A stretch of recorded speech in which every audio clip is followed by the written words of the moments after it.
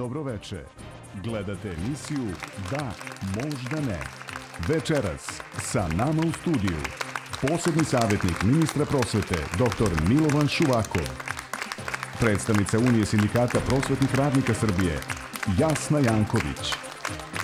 Vaš domaćin je Olivera Kovačević. Dobroveče, hvala lepo. Ja sam Olivera Kovačević. Ovo je emisija Da, možda ne. I na početku svim vernicima koji danas slave Božić želimo srećan praznik. A naše večerašnje teme. Da li je prosveta morala da plati danak štednje? Kakva se poruka šalje kada učitelji izađu na ulice, a đaci ostanu uskraćeni za nastavu?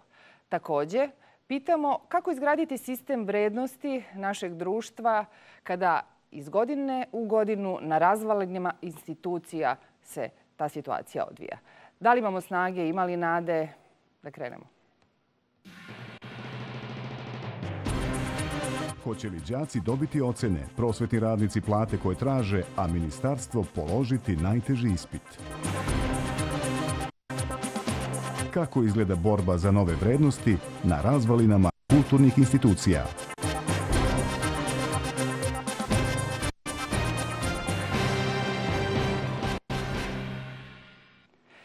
Dakle, sindikati prosvete već 6 nedelja protestuju nezadovoljni odlukom vlade o smanjenju zarada. Zaposleni u prosveti obustavljaju nastavu, skraćuju časove i prete da ocene na polugodištu neće biti zaključene. S druge strane, ministarstvo tvrdi da se u 90% škola nastava odvija i preti da će štrajkači snositi posljedice. Priču o štrajku pripremili su koleginica Ivanka Ristovski i dopisnici RTS-a. U Čačku u većini škola ovakva slika. U nekim od njih jednoglasan dogovor o obustavi rada. I oni koji nisu članovi sindikata su u štrajku. Što nije po zakonu, to je jedan vid građanske neposlušnosti. U Rasinskom okrugu nije radila 21 škola, u Nišu oko 30. Direktori između dve vatre kažu nije im lako ovih dana. Svaka odluka izgleda im kao pogrešna. Može da se posvađa sa sindikatom, da pokuša da uvede, da kažem, svađu u kolektivu ili da se povinuje i po zakonu vodi školu u štrajku. Roditelji čini se imaju sve manje strpljenja, pa i razumevanja. Kraj školske godine, knjižice, da li će to da se podeli kao što pričaju i to se ne znam, vidjet ćemo. Ovo loše mi se ne sviđa. U Beogradu, međutim, većina škola radila je uobičajeno. Nema obustave rada, nema ni skraćivanja časova kao što je to do sad bilo dok su podržavali štrajk, što ne znači da i dalje ne podržavaju, ali su bili jedinstveni u tome da danas bude nastave, što je svakako dobro za učenike, roditelje, polugodišta. Gradovima protesti na trgovima. Sa trga Nikole Pašića u Beogradu i zaključak štrajkačkog odbora. Đaci na kraju ovog polugodišta neće dobiti knjižice. Sve ocene će biti zaključene u odeljenju. Učenici će znati ocene sa prvog polugodišta, ali nećemo držati odeljenska veća jer to je mesto gdje se verifikuju te ocene i samim tim neće biti ni podeljene knjižice. Današnja obustava rada je nezakonita, kaže ministar, i poručuje da će učenici dobiti ocene. Štrajk nije zakonit. Škola postoji zbog đaka, tačka. Znači, sve ono što narušava taj osnovni postulat, zbog čega mi uopšte imamo školu, nije nešto čime treba da se bavi škola. To znači da ne možemo da tolerišemo da bilo ko ne zaključi ocene. Ministar upozorava direktore škola da što pre nastave školsku godinu, uključujući i brzu nadoknadu časova. S druge strane, sindikati najavljuju da će i sutra biti skraćeni časovi.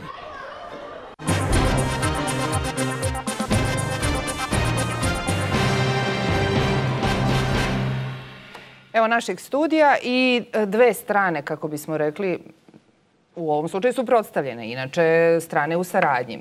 Ministarstvo prosvete, sindikati prosvetnih radnika, hajde večeras da se dogovorimo. Je li to moguće, gospodin Šuvakov? To je lakše reći nego učiniti, svakako posebno imajući u vidu da sa druge strane imamo sindikate koji na jedan izvestan način su izgubili kredibilitet za pregovore, imajući u vidu da u prethodnom periodu kroz niz sastanaka kako sa resornim ministrom, tako i sa ministrom financija su ostvarili jedan dogovor u prošli ponedeljak, a to je dogovor o jednokratnoj pomoći koja bi svakako značila prosvetnim radnicima i onima koji su članovi sindikata, a i onim drugim i oni su tu šansu prokockali tako što su prvo dogovorili nešto sa ministrom financija, a zatim 5 dana kasnije odbili da potpišu sporazum kojim bi to bilo moguće pravno. Oni su izgubili kredibilitet za vas iz Ministarstva prosvete, za državu ili za koga? Ja verujem prvenstveno za prosvetne radnike koji su ovim najviše... Da, ali vi ne govorite u ime prosvetnih radnika. Ne govorim svakako, ali odziv koji je bio na ovom nezakonitom štrajku... A zašto je nezakonito? Nezakonito zato što i po zakonu o štrajku i po zakonu o osnovnom i zakonu o srednjem obrazovanju postoji minimum rada u prosveti. Pa oni su ga držali, ne? Ne. U ponedeljak su sindikati pozvali na kršenje zakona Republike Srbije i pozvali na potpunu obustavu nastave, što se suprotstavlja sa ovim pomenutim zakonima. A čekajte, štrajk jeste obustava rada, ali postoji minimum procesa proizvodnje. Jeste i upravo taj minimum koji postoje profesije u kojima postoji minimum rada, koje su važne profesije od opšteg interesa, poput recimo zdravstva i poput prosvete. Sindikati su na jedan način obmanuli prosvetne radnike, ubedili ih da to što rade nije kršenje zakona i naterali jedan deo prosvetnih radnika da prekrše zakon. Taj broj je na sreću mali. I taj broj govori koliku podršku sindikati u ovom momentu imaju kod prosvetnih radnika. Pa šta je onda problem? Šta onda razgovaramo uopšte o tome? Problem svakako da postoji, s obzirom da se radi o 4 reprezentativna sindikata s kojima država mora da razgovara. Ipak nisu zanemarljivi. Svakako da nisu zanemarljivi, ali očigledno gube podršku i kod prosvetnih radnika. A ja moram da kažem da prosvetni radnici zaista imaju razloga za nezadovoljstvo s obzirom na jedan težak materijalni položaj i ministarstvo ima jedan veliki zadatak pred sobom, a ujedno je posao da nađe rešenje za taj problem materijalnog položaja. Svakako da hoće u narednom periodu, ali ono što je veoma... U kom narednom periodu ako je do daljnjeg na snazi odredba o smanjenju plata? Koja se odnosi na sve, ne samo na prosvetne radnike, već na sve delatnosti, uključujući i na vašu, pretpostavljam i vama da je smanjena plata za 10%, a ne vidim da ne vodite ovu emisiju, već radite svoj posao. Koliko iduće nedelje ćemo da razgovaramo, kolege? Isto tako to se odnosi i na lekare koji isto rade jedan važan posao od opšteg interesa. I šta vi kažete? Šta hoće sindikati prosvetnih radnika na kraju? Ispade da je ovde gospodin iz ministarstva u stvari zadužen da govori o tome šta rade sindikati, je li tako? Pa da li ja sad da kažem šta radi ministarstvo ili kako ćemo, jel? Pa što se tiče ministarstva, eto 6 punih nedelja nikako da nađe rešenje čak ni za ono što je do njega, a to je poseban kolektivni ugovor i zakon o osnovama obrazovanja i vaspitanja. Ali htjela bih da krenem redom. Mislim da je ovo nekako sada jedna situacija u kojoj smo pokazali mi da predstavljamo veliki broj prosvetnih radnika s obzirom da je 1100 škola, a danas i više, skratilo časove na 30 minuta. Od ukupno koliko škola? Poslednji podaci ministarstva, baš ministra prosvete, jesu da je u Srbiji 1764 škole, tako da ja nemam zaista druge podatke osim tih. Tako je. Govorimo o skraćenju časova na 30 minuta, naravno. A što se toga tiče, nikoga mi ne možemo ni zavesti, ni povesti ako on nije shvatio da je nezadovoljan time kako ga tretira država Srbija i to ne samo danas, nego dugi niz godina prethodno. Ali mogu da kažem zaista da je jedino ova vlada uradila nešto što nijedna prethodna nije. Dakle, nijedna prethodna nije posebno davala prosvetnim radnicima. Uvek smo mi morali da čekamo dok ne bude bolje, a ono, pobogu, nikako. Ali ovo je prva smanjila plate. Dakle, to što se toga tiče. I sad vi ćete čuti kako ljudi kažu, pa evo, i smanjeno i penzionerima, i lekarima, i svima, samo se nastavnici, profesori bune. Šta je tu drugačije? Da vam kažem, nastavnici, profesori i učitelji jesu oni koji prvi treba da se bune. Zato što će jedino tako oni sobom i s onim kako gledaju na svet oko sebe obrazovati ove mlade ljude, evo i ove koji sede oko nas. Dakle, ne možemo čekati da nam neko drugi završi posao, a mi posle na kraju doći i reći to je tako trebalo. Dakle, srpski učitelj je onaj ko sagledava situaciju oko sebe. Ja bih samo želela da kažem da što se tiče smanjenja plata, mi u stvari imamo apsolutno rešenje, i apsolutno rešenje jesu platni razredi i apsolutno rešenje postoji. To sad ne razumeju ljudi u potpunosti. Vama je davno obećano bilo da će se uspostaviti platni razredi, pa da prema njima profesor, učitelj će imati veću platu nego što ima, ne znam, sekretarica u javnom preduzeću ili u nekim državnim institucijama. toga nije došlo. I šta ste onda vi tražili? Da vam kažem, meni je rečeno da su čak platni razredi i taj zakon bili 2 puta pred donošenjem u Srbiji, 2003. i 2007. Ali evo šta je sada nama obećano. Nama je obećano da će platni razredi biti onda kad nam bude bolje i kad bude bilo više novca, a do tada, mislim, mi ne znamo koliko će vremena proći, je li tako? Upravo platni razredi jesu način da se sredi javni sektor, a i ne samo prosveta, već i čitav javni sektor i javna preduzeća. Imali smo prilike, čujemo gomilu neistina. Za početak broj škola koje su u zakonitom štrajku, koje imaju smanjene časove na 30 minuta ili delom smanjene na 30 minuta je oko 40%. Znači daleko manje nego što je koleginica pomenula, daleko da prelazi broj. Pa dobro, ministarstvo je iznosilo da je 212 škola obustavilo rad. S druge strane, obustavilo je 212 škola rad u potpunosti u ponedeljak, što znači nešto malo više od 10% škola. Znači, to su podaci. 40% škola je u zakonitom štrajku, 10% otprilike je u štrajku koji nije po zakonu.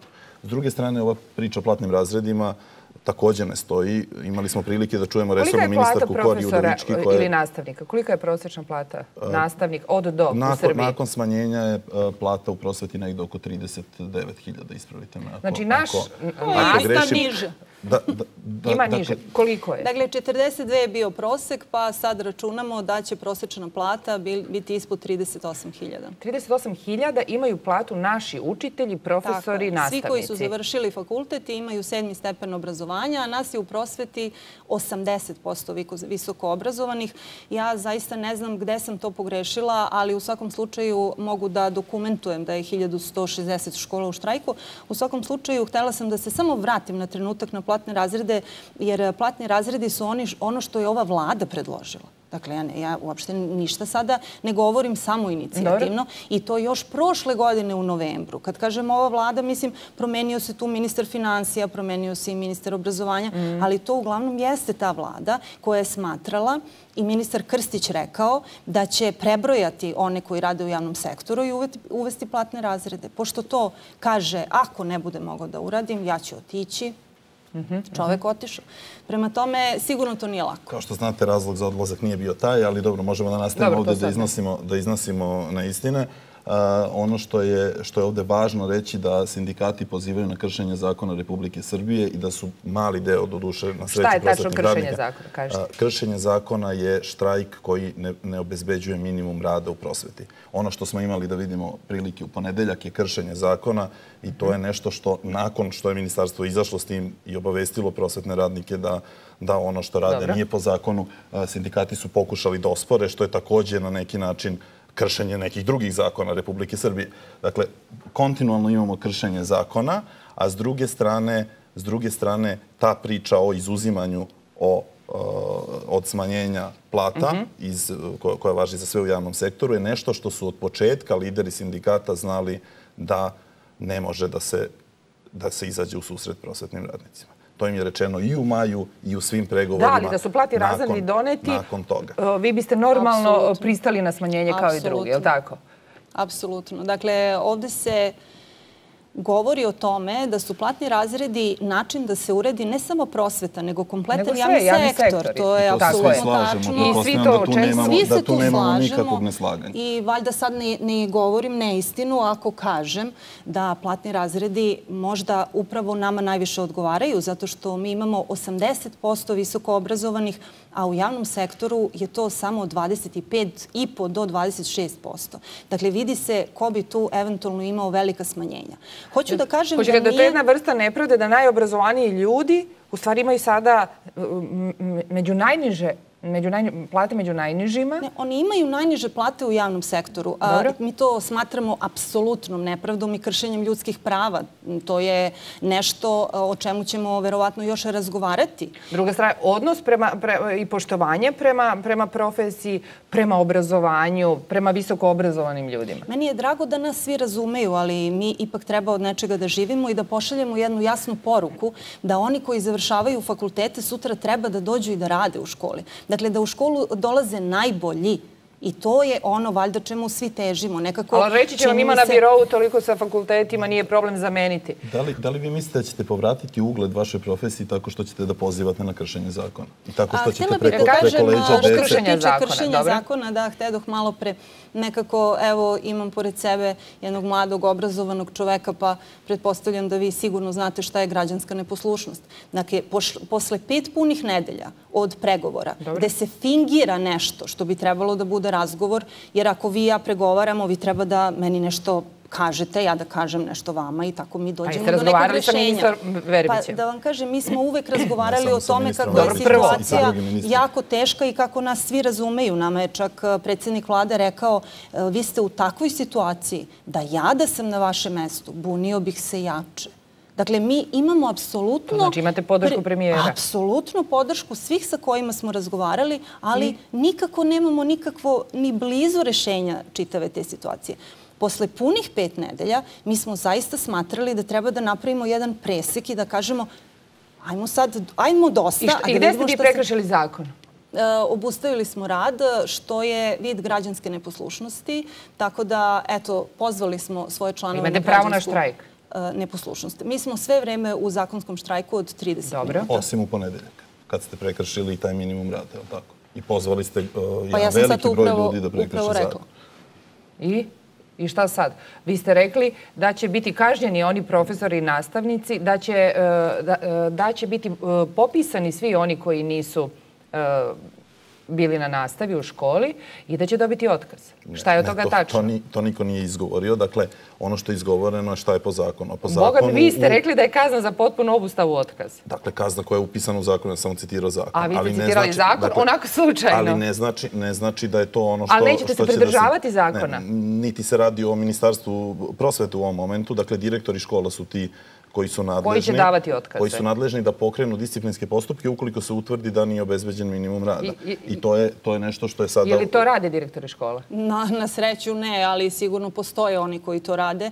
Pre svega, direktor škole je prvi među jednakima. Molim vas, direktor škole prvenstveno odgovara onima koji su ga na to mesto doveli, to je njegov kolektiv. Pa nije direktor neka partijska ličnost koju neko zapreti prstom. Ne bi trebalo da bude. Ali mi smo, nažalost, napravili sistem u kome školske uprave mogu da mahnu prstom i da onda direktori, verovatno iz nekih svojih razloga ili možda iz straha, jednostavno imamo različite slučajeve, rade ono što logično i ne bi trebalo da rade, nego da zaštite svoj kolektiv. U smislu zastrašivanja ili šta? Ovo je sve zastrašivanje i kršenje zakona o štrajku.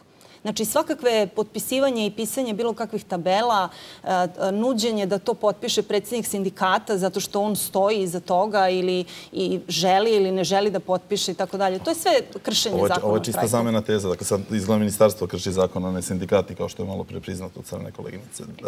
Dakle, ono o čemu se radi da u štrajkovima, u profesijama koje su od javnog značaja, štrajkački odbor je dužan u saradnji sa poslodavcem, koji je u ovom slučaju direktor, da usaglasi plan rada kako bi se obezbedio minimum rada. I zbog toga je direktor i nadležan da pokreće disciplinske postupke. Da, mogu da vam kažem da sad apsolutno grešite jer granski štrajk ima samo jedan štrajkački odbor. Prema tome po školama ne postoje štrajkački odbori, nego se samo sprovodi odluka sa vrha. Tako da što se toga tiče, to je apsolutno netačno. Ali što se tiče platnih razreda, ja bih se... Tako piše u zakonu, a kako bi se to sprovelo u možda ovom onom koji vašem su slučaju? menjali, zaista ne znam, ali to definitivno sada više nije po zakonu. Piše u zakonu o štrajku. Profesori su pretili da neće zaključiti ocene, međutim, koliko sam razumela, ocene su zaključene, samo neće biti uručivane deci ili kako? Dakle, ono što jeste jedna činjenica ovde, da se možda na neki način nama spočitava da ne vodimo računa o deci. To je pod broj jedan. To je ono što vam se najviše zamera. Da su deca ta koja trpe zbog vaše potrebe da vi imate veće plate. I sada vi ste gramzivi u stvari i brinete o sebi i o svom materijalnom položaju. Sledeće što vam zameraju, kažu, podržali bismo mi prosvetne radnike da su oni ustali pa da kažu nisu dobri nastavni planovi, nisu dobri udžbenici, ne sprovodi se nastava kako valja. A onda kada sam pitala neke profesore, profesorice, oni kažu pa mi maltene svako nastavno veće iznosimo primedbe, šaljemo delegacije, nezadovoljni raznim programima, planovima koji stižu iz ministarstva, udžbenicima i tako dalje. Samo što to nikoga ne zanima i niko to ne želi da sluša. Šta je istina u tome? Da vam kažem, apsolutno je istina to što su vam moje kolege i koleginice rekli, zato što planovi i programe, nažalost, uopšte ne rade ljudi koji rade u struci i koji rade sa decom. Koji su nekada držali časove. Koji su nekada ili... Pa uglavnom rade oni koji nemaju nikakva iskustva ni sa decom, niti u radu sa decom. Prema tome, tu smo mi napravili već veliki propust i dozvolili smo onima koji rade po zavodima da obavljaju poslove za koje nisu dovoljno kvalifikovani. Dakle, ja ne mislim da nisu oni završili dovoljno škole da budu kvalifikovani, nego prosto vi ne možete iz perspektive nekoga ko nikada nije radio sa decom govoriti o tome šta bi jedno dete trebalo da postigne, odnosno šta bi na kraju trebalo da budu njegovi ciljevi i vas kao profesora. I onda nam kažu, pa znate, naša nacija je neobrazovana, iz škole izlaze ljudi bez dovoljno znanja i naravno ko je kriv? Vi ste krivi. Da, uvek smo mi krivi, nekako uvek se vrtimo oko toga da su profesori krivi, ali ja bih samo želela da kažem da ono po čemu ja moram zaista da radim, to jeste plan i program. U mom planu i programu za drugi razred stoji jedno obimno delo, najobimnije. Vi ste profesor književnosti. Tako je, ja sam profesor književnosti i za moju Anu Karenjinu, tačnije za delo koje ja radim, data su samo 3 školska časa. Molim vas, za 3 školska časa, ako neko uspe da uradi Anu Karenjinu, ja sam rekla da ću pojesti svoju radnu knjižicu. To je apsolutno nemoguće. Ili Anu Karenjinu. Da, ipak je obimnija. Ja bih želeo da kažem, sad smo čuli niz problema koji zaista postoje u prosveti i zaista je posao Ministarstva prosvete, nauke i tehnološkog razvoja da se bavi tim problemima i da ih rešava. Međutim, ono gde te probleme nikada nismo čuli, nikada nismo videli, to je u zahtevima sindikata. Ne ove godine, nego nikada. Dakle, sindikati prosto... Koliko vi tu grešite u zahtevima nastavnih veća škole.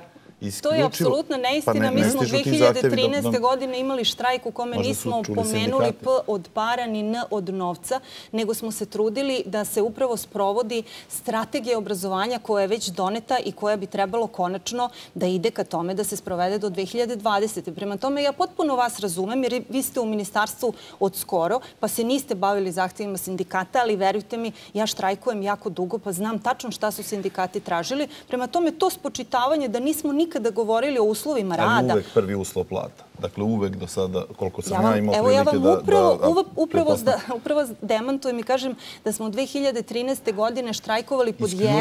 Gospodine Šovako, je li ponižavajuće kada sedite u ministarstvu i čujete da profesori i nastavnici će imati 30 i nešto hiljada dinara platu? Ali to svi znamo i to je od uvek tako i to je zaista problem koji treba kao društvo... To će i ostati tako jer vidimo da neće se reši. Treba da rešavamo. Ali pitanje je na koji način je to moguće rešavati u ovom momentu sada. Mislite li da ovi zahtevi, Ministarstvo prosvete nije prava adresa za ove zahteve, nego Ministarstvo finansija? Da ili ne? Očigledno ovi zahtevi su već našli adresu. Priča o platnim razredima je tu upravo zbog tih problema s kojima se suočava i prosveta, ali i neke druge profesije koje takođe imaju problem. Pa taj zakon treba da donese Skupština Srbije, naravno, ali na predlog Ministarstva državne uprave, koje radi intenzivno na tome. Ministarka Kori Udovički, njeno ministarstvo radi intenzivno na tome i to je nešto u tajnosti velikoj. To je nešto što upravo treba da reši ove probleme i to je na neki način i odgovor na pitanje da li se država bavi ovim problemima i da li ih percipira. Dignitet jedne profesije, jer kako kaže jedna moja prijateljica, profesorica, majka dođe u školu i kaže neće valjda meni jedna obična učiteljica da kaže kako da vaspitavam svoje dete. Neće jedna obična učiteljica, a uz to recimo je ona zaposlena kao sekretarica u javnom preduzeću. Dakle, neka obična učiteljica. Da, obična učiteljica više nije ona učiteljica od pre 20 i 25 godina. Znači, nije više naš učitelj, jel? Nije više ona učiteljica koja se voli i nije više ona nastavnica gde se ugledate na to šta oblači pa da obučete to isto. Zaista mi je žao što je ovde konstatovano da je prosveta u očajnom stanju i da će u takvom stanju i ostati, a da to upravo govori neko ko dolazi iz Ministarstva prosvete, ali dobro, o tome možemo polemisati. Vidite, ovde nije izgleda sramota da nemate od čega da živite, iako radite, iako ste završili fakultet, iako ste uradili sve što je trebalo, što je bilo do vas da uradite. Da, ali imate 2 meseca odmora. Ali je sramota to javno reći. Dakle, mogu apropo 2 meseca da kažem da se to apsolutno svelo na mesec dana leti. Onda kao radite do 1, niko vam ne računa posle što ćete pregledati pismene ili ne znam šta. Da, onda dođu roditelji i kažu ja stvarno ne znam šta ću s njim, molim vas pomozite. A ja u odeljenju imam 38. Tako da, mislim, i možemo tu da razgovorimo o tome šta u stvari rade profesori. Naravno, tu je 120.000 ljudi, ako uzmemo i predškolsko, čak 136.000 ljudi je uključeno u obrazovanje na ovaj ili onaj način. To je jedna ogromna grupa ljudi koji su različiti. Armija obrazovanja. Apsolutno, jedna armija ljudi. I sada, iz sindikata Nezavisnost kažu i postavljaju pitanje na šta ministarstvo troši pare, pa su onda oni našli neku računicu, 5 milijardi dinara na projekte za obrazovanje, 800 miliona za subvencije udžbenika, 300 miliona koštaju sudski troškovi godišnje i tako dalje. Zar nije moglo nešto od toga da se preusmeri da ne dođe do smanjenja plata? Pitao sindikat Nezavisnost. Kao što je ministar Verbić pre neki dan izjavio, oko 96% tih para koje se ulažu u prosvetu idu na plate, oko 4% idu na investicije koje podrazumevaju i opremanje kabineta i bolja izolacija u školama kako bi škole bile toplije i sve druge stvari koje su podjednako, a neke možda i važnije za podizanje kvaliteta obrazovanja u ovoj zemlji koje svakako treba podići na veći nivo. I ja ne mogu da prihvatim, a danas smo imali prilike da vidimo zahteve nove sindikata u kojima je drugi zahtev bio da se sva ušteda od naredne godine... Sve uštede u budžetu Ministarstva prosvete nastala racionalizacijom i efikasnim poslovanjem iskoristit će se za poboljšanje materijalnog položaja zaposlenih. Drugim rečima treba da odu na plate. To je nešto što je meni apsolutno neprihvatljivo, kao što i u kućni budžet svi raspoređujemo na različite stvari. A gde treba da odu uštede u Ministarstvu prosvete? Treba da odu delom svakako i na materijalni položaj prosvetnih radnika, ali dobrim delom na opremanje kabineta u školama i na druge indirektne načine podizanja kvaliteta. Nemojte do kabineta, mi nismo došli, pa mi nemamo ni toalete, ni fiskulturne sale, ima dosta do kabineta. Recimo onda i na opremanje fiskulturnih sala i toaleta. To je ogroman novac. Svakako. I? Ali niste se setili da to upišete u vaše zahteve? Pa mi takve zahteve vama svake godine šaljemo, nego vi izgleda tamo ne čitate ili ne čitate dovoljno pažljivo. Pa mi da smo napravili listu zahteva, pa njih bi bilo 30. Morali smo da napravimo ipak malo, da suzimo. Znate, gde ćete 30 zahteva pred Ministarstvo prosvete? Kad ne može ni ovaj jedan.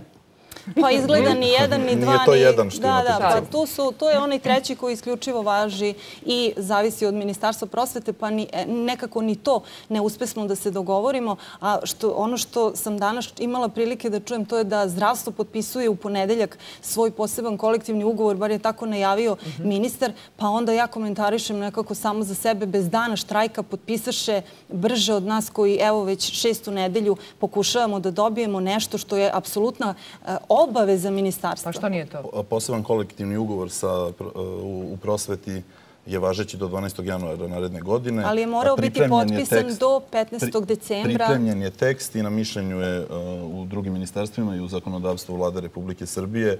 Potpisan je od strane sindikata, potpisan je od strane resornog ministarstva, tako da se čeka samo na te neke što je Lončar efikasnije od Verbića? Pravno-tehničke, pa možda zato što nije... Možda zato što nije imao štrajk i možda zato što nije bila gomila drugih tema kojima se pregovaralo sa možda i zato što je sposobnije sad, ja stvarno ne znam. A možda zato što nema 4 reprezentativna sindikata. Teže je pregovarati sa 4 glave nego sa manje, je li tako? Znači, vi svakodnevno pregovarate sa ministrom. Zašto ste vi tražili ostavku ministra Verbića kada on sa vama pregovara stalno? Pa ne, nismo mi tražili ostavku ministra Verbića kao zahtev. Mislim, to nije u našem zahtevu, nego da vam kažem nešto. Treba zaista nešto da počnemo da se dogovaramo, a ne samo da razgovaramo o tome kakvo je vreme i da li ćemo do 15. ili 12. januara potpisati poseban kolektivni ugovor. Ja bih samo htjela da kažem da to što smo ga potpisali, mi smo potpisali onaj tekst radne grupe u koji uopšte nisu dolazili predstavnici Ministarstva finansija, tako da mi imamo veliki problem sa posebnim kolektivnim ugovorom, zato što Ministarstvo finansija još uvijek ćuti o tome. Ja ne znam da li vi možda znate nešto, ali mi nismo dobili povratnu informaciju šta ćemo s tim. Ali možemo se složiti da ste radili zajedno s resornim ministarstvom i sa drugim ministarstvima, da je tekst gotov, potpisan od strane resornog ministarstva i predstavnika sindikata. Ne da se slažem, nego je to tako i bilo. I to je jedan veliki posao koji je iza nas, koji govori o tome da postoji stalna saradnja sa sindikatima. Takođe, predstavnici sindikata učestvuju u radnoj grupi koja se bavi pravljenjem nacrta izmena i dopuna zakona o osnovama sistema obrazovanja i vaspitanja. I ta radna grupa je završila, ali kad smo već kod novca, to je nešto što je isto među zahtevima, iako je već ispunjeno. Koliko smo uopšte uštedili time što smo izmaltretirali 136.000 ljudi i smanjili plate? Koliki je to novac? Kao što znate, taj zakon se ne odnosi samo na prosvetne radnike, nego na ceo javni sektor. A ja zaista pričam samo o prosveti. Izvinjam se, mislim, ja sam pomenula ministra Lončara, ali to samo zbog ovoga što sam pročitala. Mislim, ne bih zaista sada... Ali svaka profesija može da pita koliko je ušteđeno ovde, koliko ovde. Konkretno u prosveti znate i sami da je to reda malo preko 10 milijardi dinara je ta ušteda. Takođe, predviđa se ušteda do koje ćemo doći racionalizacijom. To je nešto što vaš sindikat konkretno ima i ideje kako da ostvarimo. A ipak imamo ideju koja je vezana. Svakako da imate. Postoje puno lepih tema kojima možemo da se bavimo, ali postoji jedna koja od maja je jasna i vama i nama da nije predmet razgovora. Sad ću ja vama da kažem. Ušteda u budžetu za 2015. godinu je 7 milijardi dinara, pošto je dinarski budžet, govorimo u dinarima. A ono za koliko je smanjen budžet u odnosu na 2014. je 18 milijardi. Pa mene zanima, ako ste imali 11 milijardi negde da uštedite u budžetu, pa šta je problem bio da ovde ne baš 7, ali recimo mogli ste 3,5 milijardi da smanjite? Pa onda da ta ušteda bude evidentna. Dakle, 7 milijardi je sve ovo što mi pričamo 10%, a vi već imate uštedu negde u budžetu od 11 milijardi. Pa to je fantastično. Ili možda planirate još jedno smanjenje plata. Evo ovde je prilika sada da zaista to čujemo. Dakle, kao što sam vam rekao, jedan deo se odnosi na smanjenje plata, drugi deo na predviđenu racionalizaciju. A novo smanjenje, kako mislite novo smanjenje plata? Pa ja ne znam, pošto u budžetu ima 18 milijardi manje nego prošle godine, a čitava ova naša ušteda za celu godinu je 7 milijardi. Iz Ministarstva prosvete? Ja samo mislim sada na Ministarstvo prosvete i mislim na sve radnike koji rade u prosveti, apsolutno. Pa me sada samo brine, baš sam zabrinuta ovako da vidim da li može da se planira... Vi tražite povećanje, dobit ćete još 10% manje. Ko to zna šta će biti? To naravno da nije planirano, niti je tačno. Dobili ste garancije sa više strana da do toga neće doći. I sada niko neće da potpiše. To je pokušaj da opet na neki način zastrašite prosvetne radnike da do toga može doći, što nikada nije pomenut. Pa zastrašite vi, a ne ja. Ko straši u stvari prosvetne radnike? Direktori, ministarstvo ili sindikati?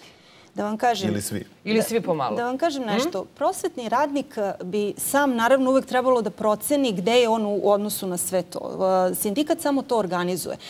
Kada govorimo o sindikatima, molim vas, ja se ovde pre svega osjećam kao profesor koji radi. Jer nisu mnogi profesori u sindikatu, je li tako? Apsolutno. Dakle, ja ne mogu sada da govorim sindikati ovo, sindikati, nego prosvetni radnici ovo i ono. A kad smo već kod toga kako me tretira ova država, ja bih samo želela, izvinjam se, ipak moram da budem lična, a eto, neka mi ne zamere. Posle 23 godine radnog staža, koliko ja imam svega toga što imam iza sebe, mene ova država tretira sa 44.300 dinara. Toliko ću ja imati u narednoj godini ako se mi ništa ne dogovorimo i ne napravimo uštede tamo gde smo mi videli da mogu da se prave. Šta će vama odmah unapred da znate da ćete izgubiti sudske sporove? Pa nemojte da kršite zakon, pa nećete izgubiti sudske sporove. Eto vam 400 miliona. Nemojte da pravite te evropske, nemojte u Evropu ulagati u smislu nekakvih projekata. Tu imate 1.400.000 dinara i lepo recite, 1.400.000.000 dinara. Znači, molim vas, recite ovako, Evropo, mi sad moramo ove godine da ulažemo u naše profesore do kraja 2015. Pokušajte vi, nemojte više finansirati toliko 100% Institut za strna žita. Dajte neka to uradi Ministarstvo poljoprivrede. Očigledno niste dobro obratili pažnju na budžet, pošto recimo konkretan institut neće biti finansiran ove godine iz budžeta za prosvetu. Ovo su podaci koje ste vi objavili na sajtu. Ja ne znam ko sad tu nešto nije obratio ili obratio. Nacrt zakona, to je dostupno svim građanima.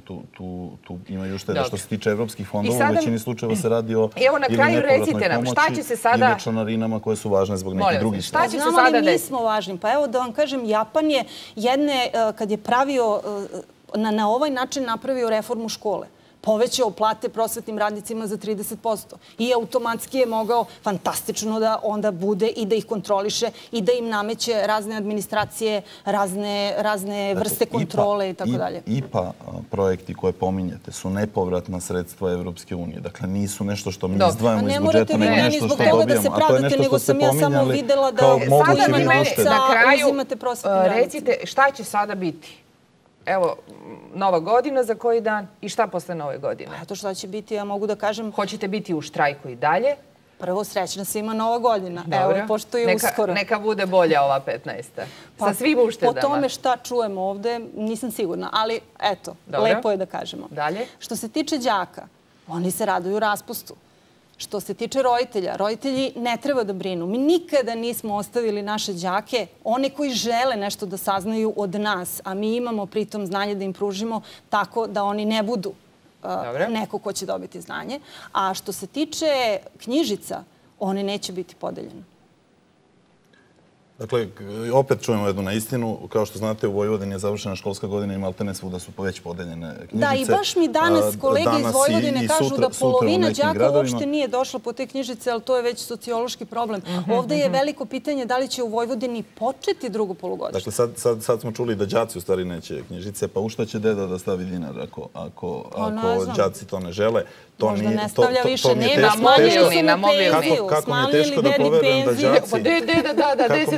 poverujem da đaci neće knjižice, tako mi je teško i da postoje prosvetni radnici koji neće izdati te knjižice. I šta ako se štrajk nastavi, gospodine Šuvak? Šta ako se nastavi štrajk? A da će krenuti sljedeće polugodište normalno, bez štrajka. A naravno, svi ovi drugi zahtevi, osim ovog zahteva od izuzimanja plata, je nešto na čemu se već radi i koji će verovatno vrlo brzo biti. I šta ako se ne zaustavi štrajk? Štrajk će biti zaustavljen kao i svih prethodnih godina. Na ovaj ili onaj način? Na koji način može da se zaustavi štrajk ako oni i dalje budu insistirali na ovom zahtevu? Represivnim merama i pretnjama koje nisu po zakonu. Kao što znate, postoji veliki broj prosvetnih radnika, preko pola, koji ne štrajkuje ni u zakonskim okvirima, ni u ovim... Pa će oni raditi umjesto drugih. S druge strane, broj prosvetnih radnika koji štrajkuje sve više i više gubi poverenje u sindikate i u ovaj štrajk s obzirom da vidi da ne daje efekta. Pa nisu problem sindikati, nego to kako nas tretirate. Ne samo to, već su sindikati prokockali na neki način mogućnost dobijanja ove jednokratne pomoći iz budžetskih rezervi koje su se... Što niste dali jednokratnu pomoć, ali ne kao uslov i ucenu da se prekine štrajk? Pa vi ako ste našli novac... Vrlo dobro znate, zato što ste vi se složili da ćete potpisati... Pa jeste vi bili tu kad smo se mi slagali? Vi ste bili na tom sastanku, ja nisam, ali... Pa ja da vam kažem, eto da mi ne prepričavate šta je bilo tamo gde sam bila ja. Da li ste se složili da do kraja godine se na... Samo malo, izvinjam se, ipak pošto niste bili, ako mogu da završim. Dakle, do kraja godine da se vrati ono što je uzeto. 4.900 puta 2, što se tiče mene, 4.200 puta i tako dalje i tako dalje. Pa onda, na osnovu ušteda, sve do uvođenja platnih razreda, da vidimo koliko još možemo da dobijemo sljedeće godine. Platni razredi, kaže Vujović, ne pričam ništa što nije rekao on, 1. oktobra, a da počnu 1. januara 2016. I onda smo mi tu zatvorili čitavu priču. Umeđu vremenu PKU zakon. Mi nemamo nikakav problem. I ko je kamen spoticanja? Ko je sporan to? Pa ne znam, kad smo izašli sa tog sastanka, evo, gospodin Šuvakov sve nešto drugo priča. Je li pomenuta cifra od milijardu dinara na tom sastanku? Apsolutno je pomenuta cifra od milijardu dinara do kraja ove godine i uštede koje ćemo napraviti da sednemo da vidimo kolike. I onda odjedanput, hop, nakon toga, nakon 5 dana... To je bilo sa ministrom Vujovićem razgovor. U slučaju vi niste bili prisutni, ali 4 predstavnika sindikata odbijaju da potpišu taj sporazum, na osnovu kog bi bio donet zaključak vlade kojim bi bila isplaćena ta sredstva. Vi uopšte niste ponudili sporazum.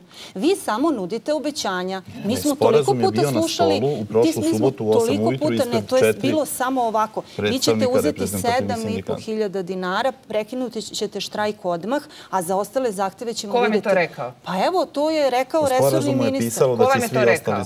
Resorni ministar. Verbić. Nije rekao, sporazum je bio na stolu. Dakle, kompletan tekst sporazuma je bio na stolu pred kolegama.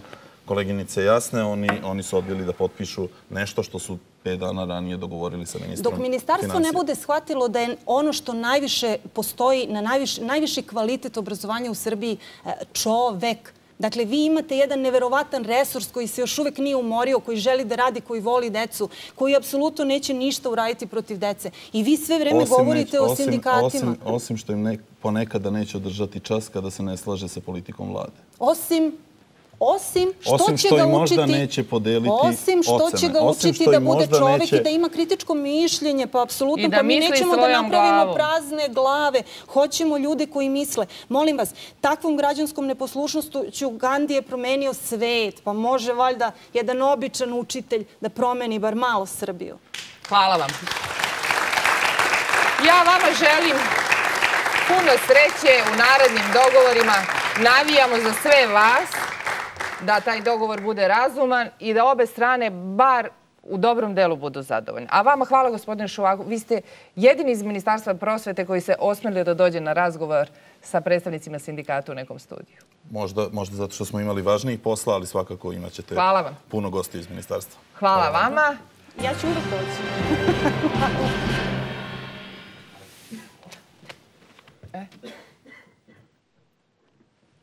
Ostanite sa nama, jer nakon reklama govorimo o tome kako izgleda borba za nove vrednosti na razvalinama kulturnih institucija.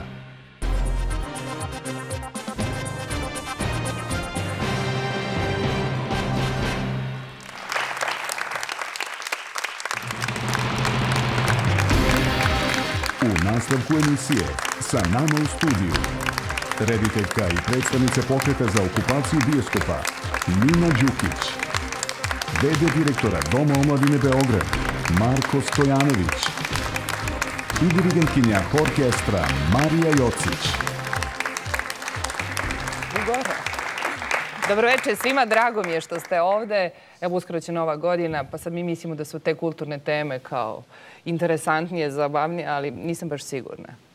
No, na početku razgovora pogledat ćemo i priču, jer kakav vrednostni sistem gradimo ako su nam bioskopi zatvoreni, muzeji već deceniju u rekonstrukciji, a kultura na margini.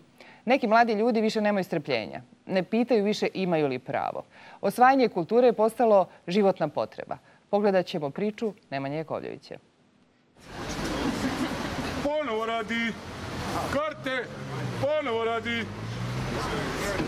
karte, ponovo radi Zvezda. Alternativna kultura gerleskim akcijama oslobađa zapuštene kulturne prostore. Tako bi se mogla opisati akcija stotinak filmskih umetnika, aktivista, studenta i bivših radnika koji su pre više od mjesec dana zauzeli privatizovani bioskop Zvezda. Da bi zasijala starim sjajem, rekli su tada, jer je posle privatizacije objekat postao ruina. Bioskop kako tako funkcioniše, a 7 godina je bio potpuno zapušten i promenilo se toliko što bivši radnici i mali akcionari Beograd filma koji su omogućili da se ovo ne proda i koji tu imaju svoje pravo, najzad su dobili neku vrstu pozicije u kojoj mogu da pregovaraju. U sali bioskopa Zvezda gledaju se filmovi, sedišta su sređena, a ima i grejanja. Repertoar se redovno objavljuje na Facebooku, a publika dolazi i na predavanja, tribine, koncerte. Podršku je na početku okupacije dao Skupštinski odbor za kulturu. Član odbora, reditelj Srđan Dragojević, tražio je da se preispite privatizacija, jer novi vlasnik 3 godine nakon kupovine bioskopa nije održavao delatnost. Agencija za privatizaciju tvrdi, sve je bilo po zakonu, iako je kupac već osuđen za malverzacije prilikom prodaje 5 bioskopa u sklopu Beograd filma. I Gradski sekretarijat za kulturu podržao je gest skretanja pažnje na katastrofalnu situaciju beogradskih bioskopa. Mjesec dana kasnije ponavljaju, spremni su da razgovaraju sa Filmskim centrom i resornim ministarstvom. Da pokušamo da tu temu stavimo na dnevni red, da istaknemo i da vidimo šta može da se desi na tom polju i da li Beograd može da nađe formalni okvir da se barem 1 ili 2 bioskopske sale u Beogradu osposobe za prikazivanje filmova koji nisu ono što se zove mainstream, nego su takozvani umetnički filmovi. To je Beogradu neophodno, to je vrlo važno. To je prošle nedelje po drugi put bila tema Skupštinskog odbora za kulturu. Razgovarali smo sa predstavnicima Agencije za privatizaciju i Gradskim sekretarijatom za kulturu. Ministarstvo kulture, nažalost, se nije odazvalo našem pozivu. I dok nadležni traže odgovore na pitanja da li je privatizacija urađena po zakonu i kako je Beograd došao u situaciju da nema ni jedan bioskop koji bi otvorio vrata mladim autorima, nameće se suštinsko pitanje. Šta nam govori, moglo bi se reći, revolucionaran gest mladih u bioskopu Zvezda? Govori, ja mislim, o jednom osjećanju opšte besperspektivnosti mladih generacija. Mi živimo u društvu koje ne pruža mnogo mogućnosti. One su veoma sužene. Živimo u vremenu ekonomske krize, u vremenu kada nema posla za mlađe generacije i oni su valjda prosto shvatili da moraju da uzmu neke stvari u svoje ruke. Kao i Zvezdu, neposlušni su oslobodili i bioskop Sloboda u Kuli. A scenario po kome mladi okupiraju bioskopske sale nije proizveden u Srbiji. Srećan kraj imao je u Rimu, gde su okupatori uspjeli da se dogovore sa vlasnikom da prikazuju nekomercijalne filmove.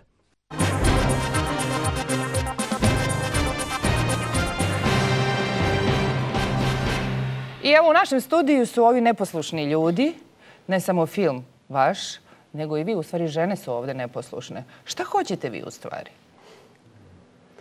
Pa, osvojite bioskop, upadnete u tuđu imovinu. Jeste gospodin Nikola Đivanović osuđen bio na 3 godine zatvora zbog malverzacija u vezi sa Beograd filmom, ali koliko sam ja shvatila, to je i dalje njegovo. Da, jeste, ali se eto taj problem privatne svojine sad postavlja kao najvažniji, a iza njega se ignorišu svi drugi problemi koji su doveli do mogućnosti da 14 bioskopa u centru Beograda propada, a i da isto tako... Ko je kupio upravo taj gospodin? Da, ko je kupio upravo taj gospodin, a kome je država svojevremeno omogućila da ih kupi za jako male pare. Pa onda da ih preprodaje? Pa da onda da ih preprodaje. Po duplo većoj ceni? Na vrlo duhovit način, tako što je svaki bioskop dobio ime firme koja malo asocira na to kako se bioskop zvao. Beobana, Beosloboda, Beovona i tako dalje. Ali to su sve posljedice jednog sistematskog odnosa prema kulturi koji očigledno već godinama traje, a to je da se to iz nekog razloga vrlo uporno ignoriše i stavlja po stranu. Nama su iz Ministarstva kulture rekli da se to njih ne tiče, da se obratimo Agenciji za privatizaciju. Pa da, taj ping-pong ide, onda se Agencija za privatizaciju ne tiče zato što je Đivanović održao namenu, navodno lažirajući 2 godine da su se bavio bioskopskim poslom, čime je bio ugovorom obavezan. I onda niko nije nadležan ni za šta, svi su svoje završili, a ti leševi ostaju. Mislim, leševi od prostora.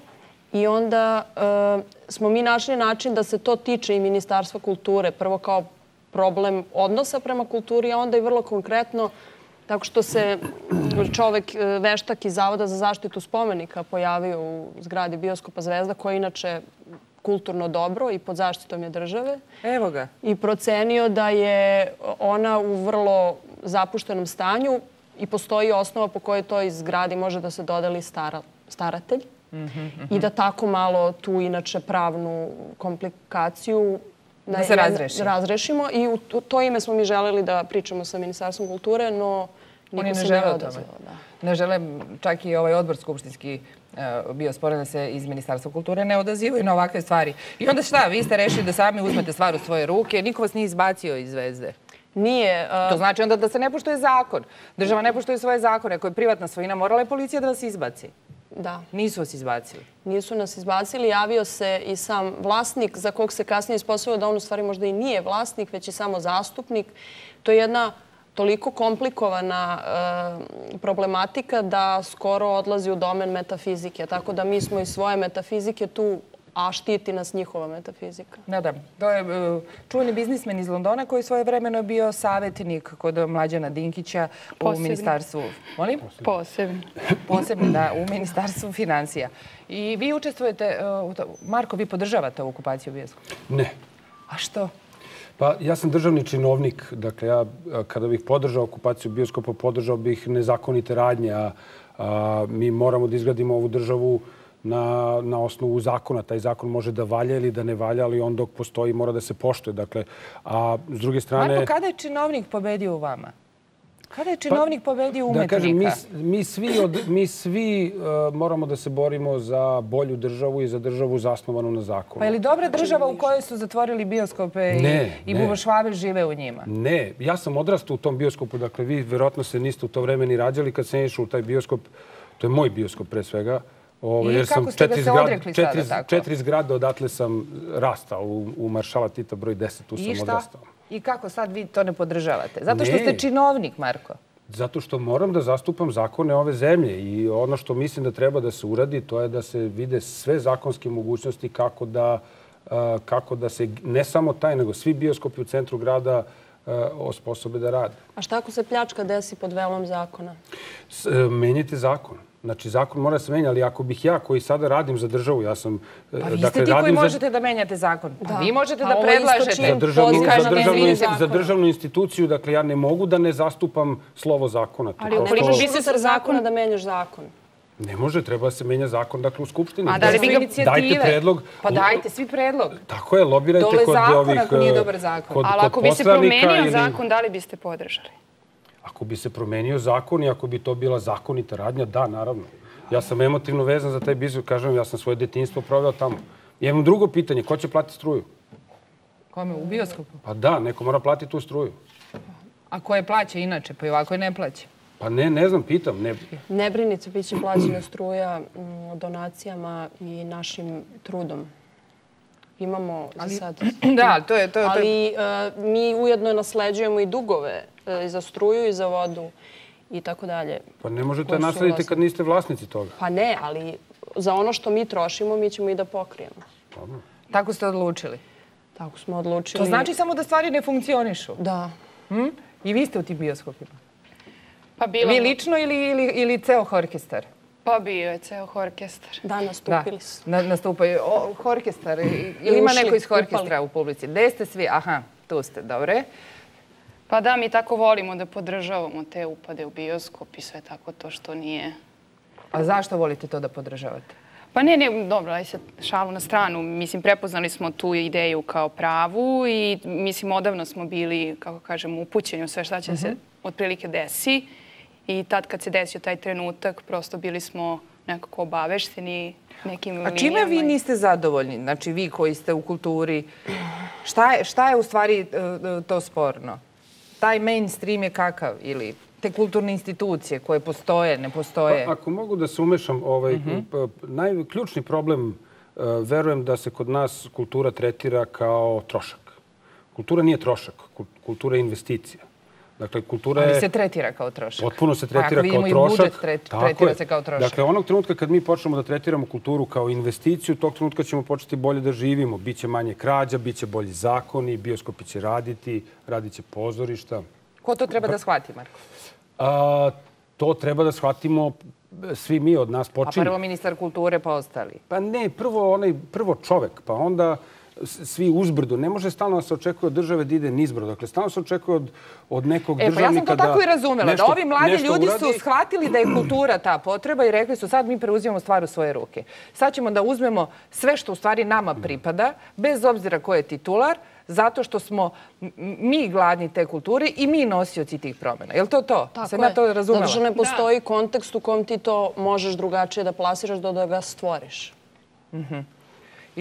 Ili da se sećaš nekog bioskopa.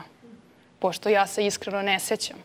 Ja se sećam, ja rastu tamo. Pa da, ali mi, na primjer, ja koja imam 30, ja stvarno ne znam za te neke lepe momente, pa zašto ne? Zvezda, Odeon, Kosmaj, Kozara, izgorela sad slučajno ili ne znam kako. Ali to je samo jedno zasićenje izazvano konstantnim zatvaranjem vrata i nuđenjem jako loših izgovora. Ja sam samo prestala verujem u te izgovore.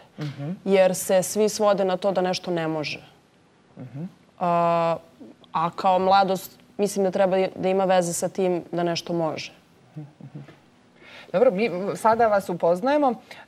Vi ste dirigentkinja orkestra koji postoji već 15 godina. Da, sljedeće godine slavimo 15 godina. Osnovna se grupa Škart davne 2000-te i evo i dalje postojimo. Prošlo je 100 članova kroz hor, razne... Koliko razumem, ko hoće, on može da bude član. Da, nemamo selekciju, primamo antisluhiste, ne postoji audicija, ne postoji ustaljen repertoar, nemamo nikakvu selekciju, prosto je bitna ta ideja, to je da budeš društveno angažovan. Pa da. Vi pevate u stvari o nekim problemima koji muče i vas i sve nas. Pevamo između ostalog o problemima, ali i o lepim stvarima. Znači, ako kažem društvena angažovanost, ja ne mislim odmah pežurativno, kao da je to da si ti društveno angažovan, pa ti sad sve nešto kritikuješ. Znači, kad si društveno angažovan, ti si član društva. Ti si aktivan član tog društva. Tako da ako se dešava neka izložba, ti ćeš je podržati u Višnjičkoj banji ili na Mirjevu ili u Slavici ili bilo gde. Ili ovo sa Zvezdom. Znači, nismo samo okrenuti kritici, nego i podršci. I to je ono što treba da se razgraniči kad se društveni aktivizam spominje. Znači, prosto da ne bude pežorativan. Mi pevamo i stare zaboravljene new wave, punk, rock and roll pesme od Šarla Krobata, Kud idiota i tako dalje. Opevavamo pesnike Vaska Popu, razne filozofe, doktor Protića, Milene Marković i tako dalje. Pa čiji je tekst Jedem ti malter? Jedem ti kuću. Jedem ti malter. To moja majka često kaže kada, na primjer, fasadu menja ili tako nešto, kad mora. Dobro. I onda vi dođete, nastupate u Domu omladine i izbaci vas Marko iz Doma omladine. Pa tako je ispalo. Pa što, Marko? Pa to nije istina. Pa kako nije? Pa kako nije istina? To nije istina. Orkestar nastupa često u Domu omladine, je li tako? Da, nastupali smo baš puno puta. I šta se sada desilo? Pa, ako ja mogu da kažem, pošto smo pozvani. Orkestar je svoj prvi taj festival samoorganizovanih horova organizovao baš u tom Domu omladine, zvao se Svi u glas. Imamo fenomenalnu saradnju, stvarno ogromno poštovanje prema toj kući. Sve dok Marko nije došao na čelo kuće. I 10 godina svojih i sledećih 15 godina smo planirali, naravno, kao i uvek u Domu omladine proslavimo, zato što je to... Možete. Pa vidjet ćemo. Zato što je to naša kuća pored Reksavija. I šta se desilo? Pa ne, pozvani smo takvi kakvi jesmo. Sa takvim kakvi jesmo, repertoarom.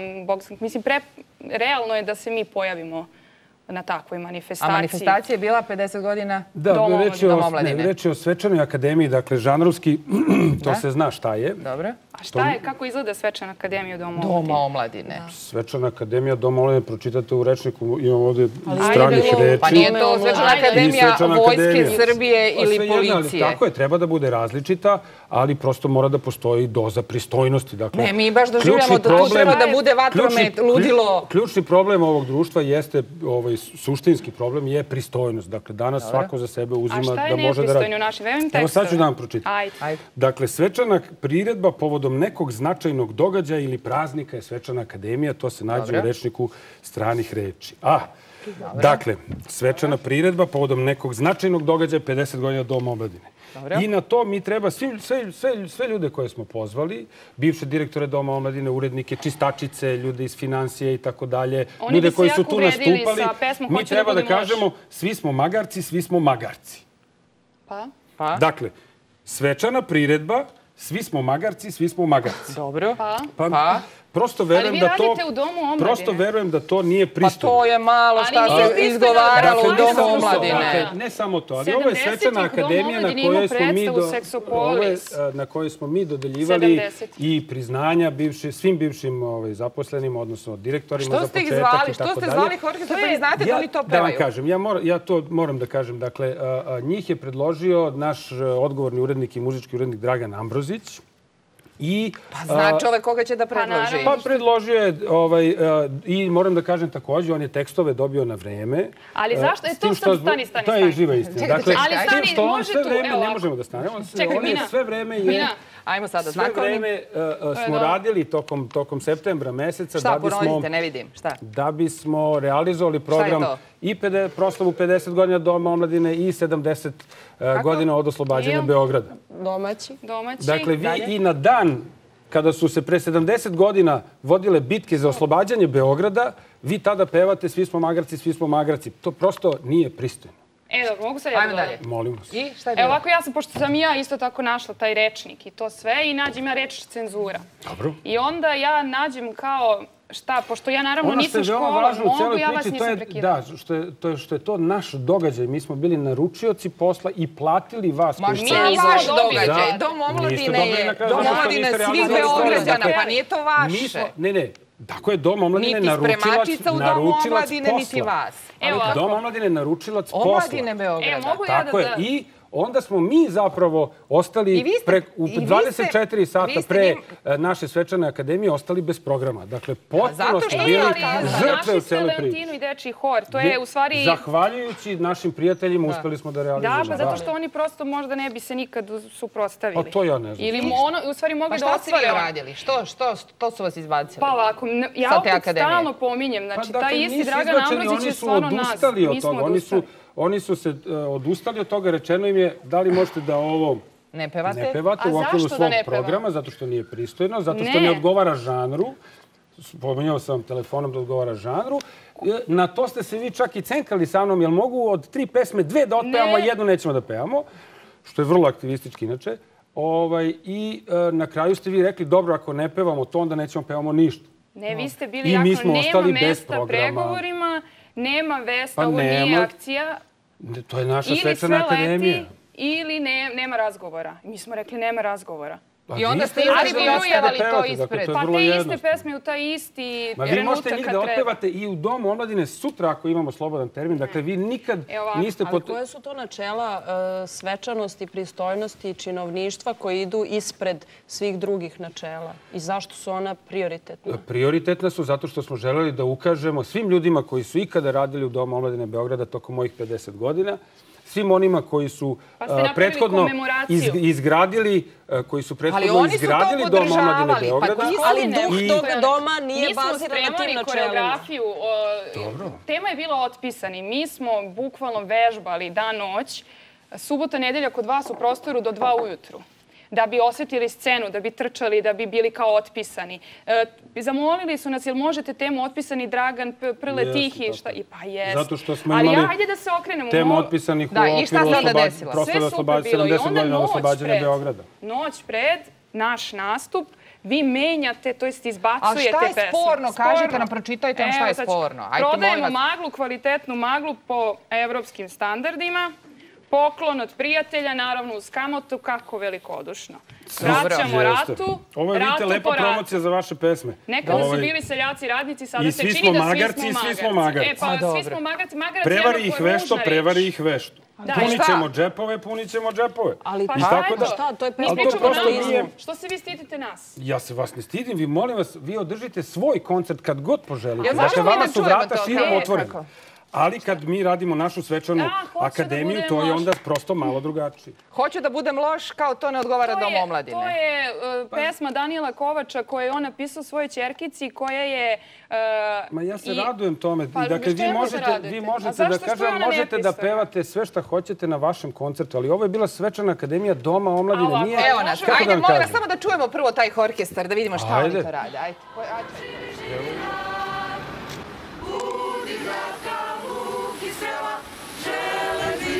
Selo i grad, to su naših ruku delo, da nam živi rad. To su naših ruku delo, da nam živi rad.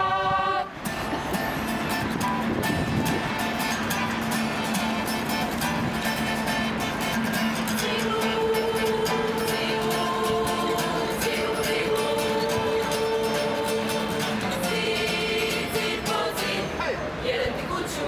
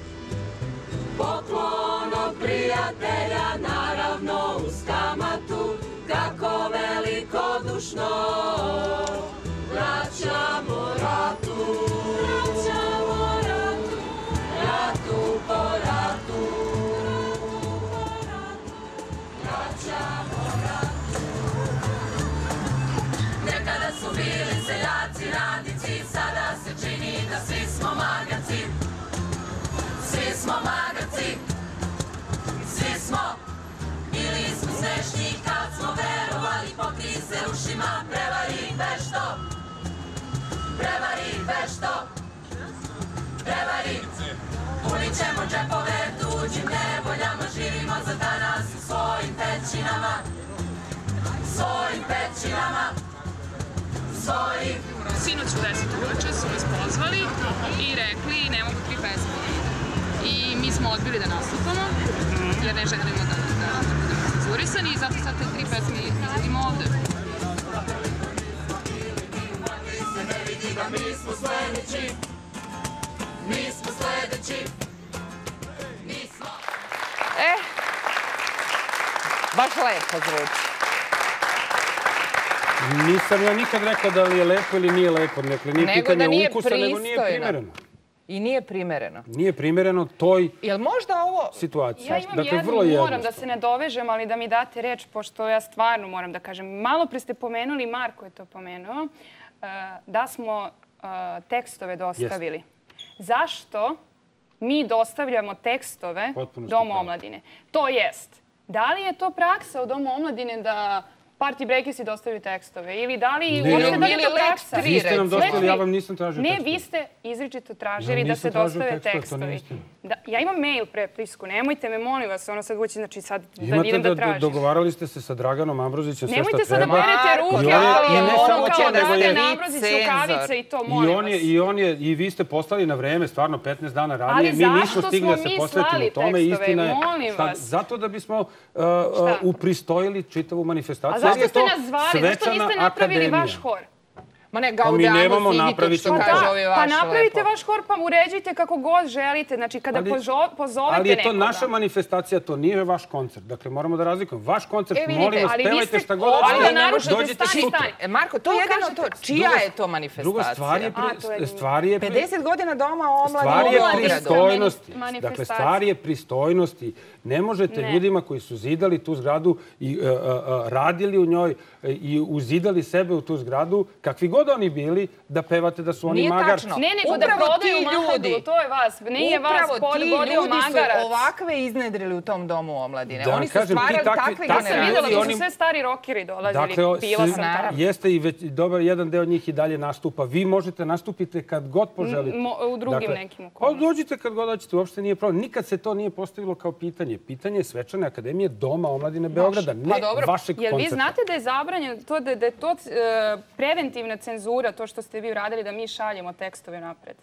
Jer vi znate to. I da ne možete da... Znači, to što mi treba da pošaljemo tekstove... Ali to uopšte nije cenzura, da vam kažem. To je preventivna cenzura. Prvo, mi smo ostali bez programa... A šta je tu sporo bilo? Evropska unija? Šta je bilo protiv Evropske unije? Prvo, mi smo ostali bez programa 24 sata pre same manifestacije. Druga stvar, dakle, krajnje neprofesionalno. Znate šta je vama problem? Krajnje Da su neprofesionalno. pozvali Šabana Šaulića, ne bi bilo problema, njegove tekstove svi znaju. Pa što Šabana nisu zvali? To je isto. Miroslave, nemoj da pevaš devojku iz grada. Pa ne, ja ne znam, Olivera, kako vi znate za Šabana. Sve znam tekstove. Ja znam nešto od Bajage, Plavi safir, Miroslav Ilić. Molim te, nemoj devojku iz grada, u stvari nemoj narodnjake da pevaš. Da kažem, vi ste mladi ljudi, vi slušate narodnjake, naša generacija to nije slušala, tad ih nije ni bilo. Nego pristojni rock muziku. Da, pristojan svet. Pristojan, lepo vaspitan svet. Mogu da ja pročitam šta ste vi rekli povodom jubileja te institucije. Dobro. Vi ste rekli da je Marko Stojanović se svi naglasio je da su tu kuću od prvog dana njenog postojanja najviše krasili preduzimljivost i kreativnost, kao i sloboda izražavanja, učenja i eksperimenta. Tako je. I to je sve istina. A šta je vama menadžer Goran Vesić poručio? To je da ona, Dom omladine, ostane hrabra kao i do sada, da se suprotstavlja opštoj komercijalizaciji.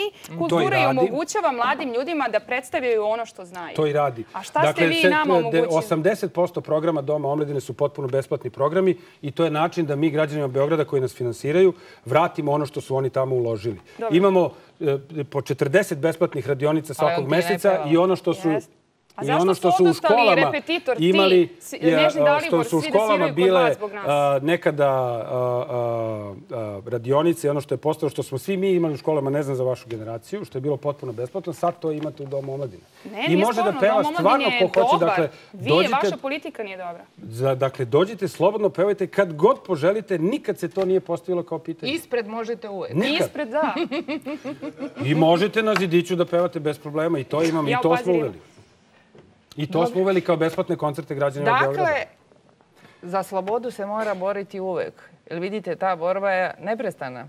Pa, Olivera, Moliću, sad ste se stavili na jednu stranu, to nije... Pa ja vama to govorim. Nije po kodeksu novinarskom. Pa ja vama to govorim, Marko. Osvajanje slobode, pa to smo, naša generacija je to učila. I jeste, ne brinite se za našu generaciju, ali sad ste se stavili na jednu stranu. Ne, ja se brinem za našu generaciju. Ne, sad se malo igrate, nemojte se tako igrati. Osvajanje slobode, Marko. Igrate se suviše ozbiljnim stvarima. A sada kada ste postali, kojim ozbiljnim stvarima? Pa zato što... Zato što ste vi sada direktor, pa smo rekli osvajanje slobode traje uvek ceo život i to je neka opasna strana. Pa zato što se vaše kolege, novinari iz različitih medija upecaju na reč cenzura, pa ovo, pa ono, i vako, i nako, i sve tako dalje. Onda nas to još i dodate sad igru sa slobodom i to nije Andrej dobro. Fajgel kaže uređivanje. Prešli ste vi sada tu granicu. Dakle, ja ne uređuju naši urednici programu Doma omladine Beograda, ja omogućavam da se oni realizuju. U mojoj emisiji da kažete ovo opasno ne igrate sa granicom slobode. Noć pred vi nas ostavljate na cedilu. Zato što vi mladi morate da osvajate svoju slobodu. I što navijamo za to. Ja navijam za to, a vi ne navijate. Možda jeste amaterski, diletantski, aktivistički, kako god hoćete, ali nije profesionalno. Dakle, moramo da razlučimo ko su profesionalci, moramo razlučimo pristojne i nepristojne ljude. Dakle, sve prosto moramo. Mi smo nepristojni, vi ste neposlušni. Vi kao mladi ljudi, u redu je da nešto radite i da budete aktivisti, sve to, sad to treba, kad ćete? Ali vi ste tu da to sprečite. Ali ima ko će to da spreči? I imate, izvolite u Domu omladine kad god poželite, to nikad vam nije uskraćeno bilo dobrodošlice. Onda usvojite zvezdu i pusti vas da prespavate sada za Novu godinu, je li tako beše? O, kako velikodušno, što biste vi rekli, je li tako? Da. Dobro, ja vam želim da što duže budete... Ja imam neki poklončić. Može. Jao, šta ste mi dali? Pa idite, to je ovo. To je isto aktivistički. Jeste, onako je vesela boja. Samo još malo da vidimo šta je to. Pa da, to je diplome, pošto Marko ima običaj da deli diplome, to smo primijetili. Nisam brojala baš koliko, ali... Jeste, ljudi vole dobiju zahvalnicu za ono što radi. Vole i ordenje da dobiju. Hvala lepo. Ja vam želim da vi, Marko, budete što duže direktor Doma omladine u Beogradu. Da nemam neku nameru, bude nešto... A ja vam želim da budete što duže. Previše neko vreme tamo, ali... A i vi, nadam se. A uostalom, vi svi možete. U februaru će vjerojatno biti raspisan konkurs, možete se prijaviti na konkurs. Ko vam brani? Jeste vi član neke partije? Jesam. A, ništa onda. Hvala vam na večerašnjem razgovoru. Molim vas, ostanite u studiju, pošto imamo heroja nedelje. Koga i zašto smo ove nedelje izabrali, predstavit će nam moja koleginica Gorana Mladenović.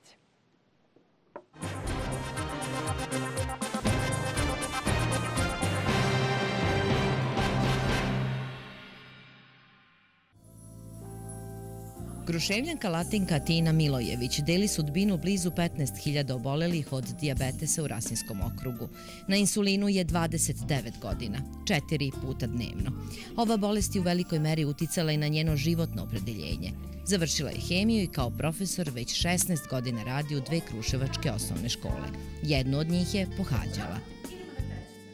Ono što je jako bitno da svaka poteškoća koja se javi kod dece, bilo da je dijabetes ili bilo koji drugi problem, tu je da pomogne. Ona vodi tim na nivou škole kad je u pitanju tim za zdravstvo. Pokušavam da ih naučim, posebno u ovoj maloj sredini, jer ja potičem iz seoske sredine, da znaju u životu šta mogu da biraju, šta ne. A da postoje 2 stvari koje moraju da prihvate, a ne mogu da ih promene, nisu bili u situaciji da ih biraju, a to je pre svega roditelje s jedne strane, a s druge strane da prihvate svoje vršnjake onakve kakve jesu, jer bolest je nešto što ne može da se bira.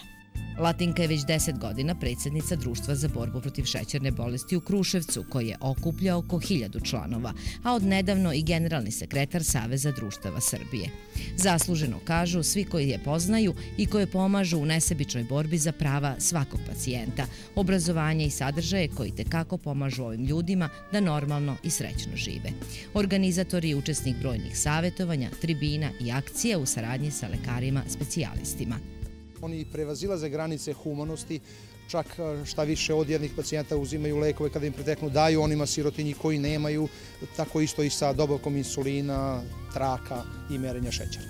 Najveću pažnju posvećuje deci. Samo u Kruševačkom udruženju je 50 mladih do 26 godina za koje sa saradnicima organizuje proslave, rođendane, kampove, putovanja, ali i kreativne psihološke i obrazovne radionice u koje su uključeni i roditelji. Ona zna zašto je ušla u celu ovu priču, kakve su je želje, koliko želi da ovo bude, da dođe na neki viši nivo. Zaštite, lečenja, obraćanja pažnja društva na ove ljude koji imaju veliki problem. Ovoj deci i svim drugim ljudima može da bude jedan veliki primer kako sa bolešću može da se živi.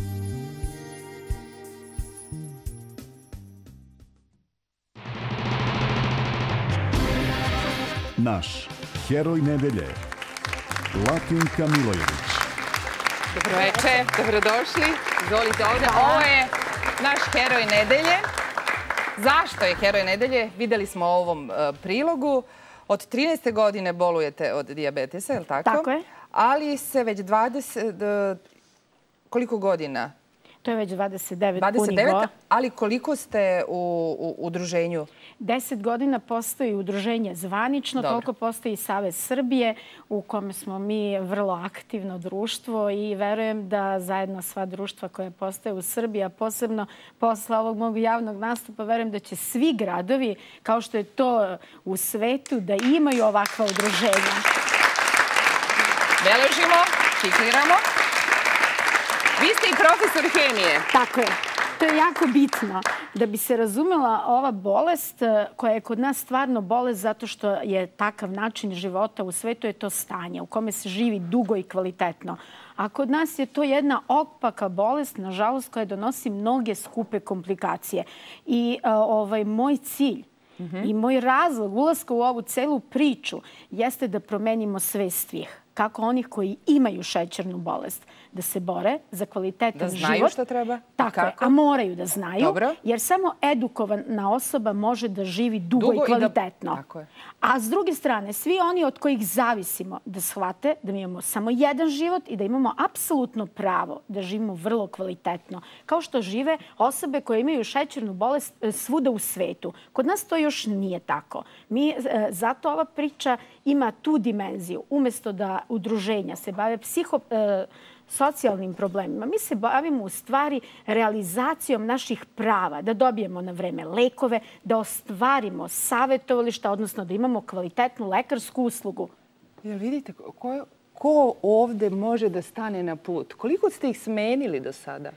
Ja se samo nadam da nemamo razloga da pričamo o smeni, ali recimo, obećana su nam savjetovališta. Ali ko može da vas prevari kada profesor hemije zna o čemu govori, je li tako? Tako je, i mnogo je mojih kolega koji imaju šećernu bolest, koji ne smeju još uvijek na poslu da kažu da imaju šećernu bolest. Pa diskriminacija je nažalost prisutna. Diskriminacija zbog bolesti u ovom društvu? Nerazumevanje, jer kad se kaže šećerna bolest, prva pomisla je da je to čovjek koji ne zaslužuje da dobije adekvatno radno mesto, jer kaže šećerna bolest. A ja želim da svi shvate da to nije bolest, da mi, posebno sva udruženja, svi savezi, želimo da pokažemo da je ovo stanje i da svim građanima, pre svega naše države, kažemo da ovako treba da se živi, da imaju pravilnu ishranu, da imaju pravilnu fizičku aktivnost i da samim tim, zbog stanja koje se zove šećerna bolest, nauče da budu vrlo tačni, odgovorni, a takvi su vrlo potrebni ovom društvu. I ja čujem kako vas slušaju. Imate 1000 članova u vašem udruženju,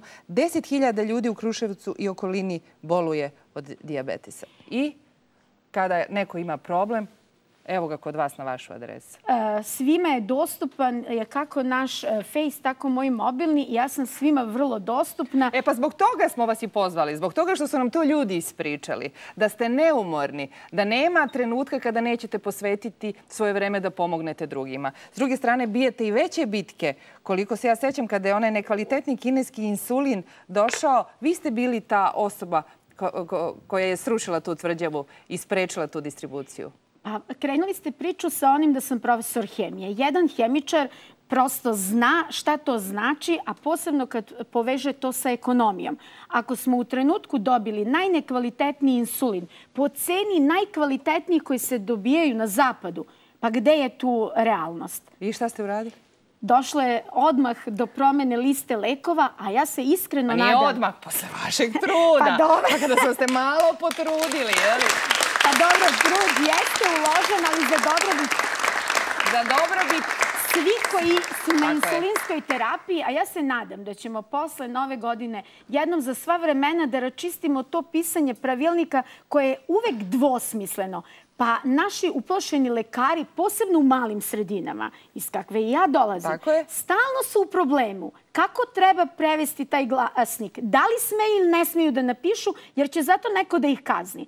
Pa evo poziv gospodi iz Republičkog fonda da jasno precizira i da, nažalost, ne kažnjava decu, jer sada su najviše ugrožena i najviše oštećena deca u malim sredinama. Lekarska komisija se drži nekog zakona koji niko ne razume, a gospoda u Republičkom fondu ne želi da detaljno objasni šta to znači od 50 do 150, za koga je to od do, i plaćamo cenu mi korisnici, oni moji najmlađi koji nikako ne bi smeli da plate cenu, jer ponos mog udruženja, a i Srbije je da imamo članicu koja je 54 godine na insulinskom stažu, a gospoda u Ministarstvu zdravlja zna koliko malo ljudi posle 5 decenija života na insulinu imaju u svojim statističkim podacima. Pa dajte zajedno da promenimo sliku. Da smo najbolji, vrlo odgovorni, ali da imamo prava na život. Tako je. Sada, ova borba, vaša borba, treba da bude primer svim drugima. Ne mislim samo kada je u pitanju bolest, nego da ljudi u ovoj zemlji imaju ista prava, da ne budu diskriminisani i zahvaljujući vama, i da saznaju na koji način mogu sa tim da se bore, da žive kao sav normalan svet. Da, samo to želimo, da živimo kao sav normalan svet, da niko nema pravo da nam to uskrati i da svi ljudi imaju pravo na to. Dakle, to je naš heroj nedelje, Latinka Milojević. Ovo je poklon od Radio Televizije Srbije, knjiga Beograd večiti grad. Ja vam želim puno uspeha. Pozdravite sve vaše članove. Meni je bila čast i zadovoljstvo što ste učestvovali u našem programu. Hvala. Hvala vam. Hvala svima. Predloge za heroja možete da pošaljete na našu mail adresu i želimo vam srećne novogodišnje i božićne praznike. Vidimo se u 2015. godini. Sve najbolje.